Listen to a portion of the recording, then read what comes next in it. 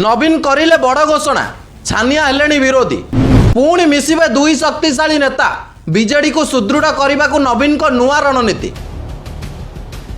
पुणी गोटे मंचर प्रचार करेंगे बबी दास और विके पांड्यान। ओडिशार राजनीति में एवं दुई नेता को नहीं खूब चर्चा बीजेडी दुई शक्तिशाली मुह पुणी एकाठी होगा जाउछंती। हाँ दर्शक बंधु आमे कहूँ बबी दास और विके पांड्यान कथा जो दुई नेता दूरे रोते सेमाने एबे एक मंचरे आसीपारती बोली चर्चा जोर धरी। एक समय नवीन पट्टनायक सबुठारु निकटतम सहयोगी थिले बबी दास।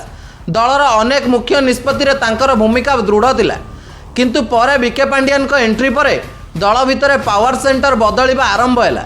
धीरे धीरे पांड्यान को प्रभाव बढ़िला और बबी को भूमिका कमिला।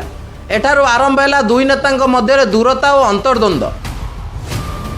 राजनीतिक विश्लेषक मानक कहवा अनुसार यही अंतर्द्वंद बीजेडी को दुर्बल करदेला।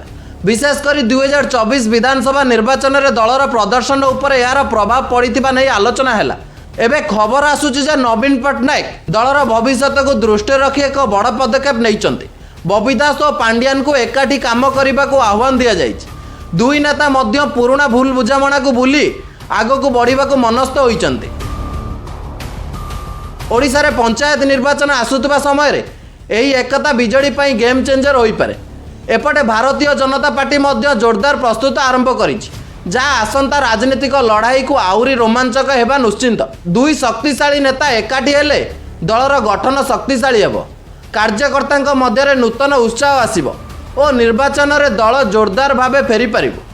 किंतु एटी प्रश्न उठुची यही एकता केते दिन टिकिब एवं बीजेडी पुणी पुराणा शक्ति को फेरी पारिब कि? सबुठारु बड़ कथा है राजनीति में कौन सी कथा स्थायी नुहे।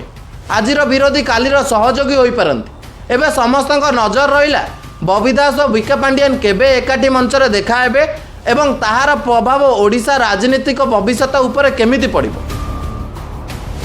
ब्यूरो रिपोर्ट खुलासा न्यूज।